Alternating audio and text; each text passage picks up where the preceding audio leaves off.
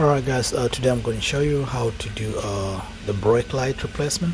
It's the BMW 328i. So you open the trunk. So guys, to the right here we have the brake light. So there's a cover guys which is supposed to be here, but this one doesn't have it. So I'm just going to open it up the way it is. So these are all 10mm. So there are two of them.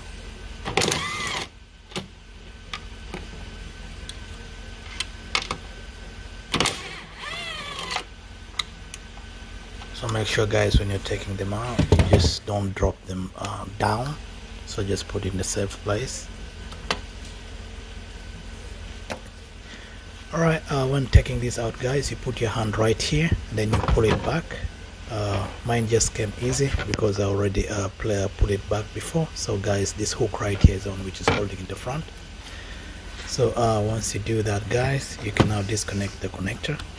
So you just press it in and then you pull it out. It should just pretty come out easy. So once that is done guys, you can set your brake the light on something nice. And then we have 4 hooks. They're held guys with clips, so you just push them inside. You wait, you hear the clip guys are making some noise, then it's already dislocated from its connection point. So this is the first one, this right here the second one, this here guys is the third one, and then the last one is right here. So once you unhook all of them, you can just pull it out slowly. Alright guys, don't mind the seal which is coming out. I'll put it back later on.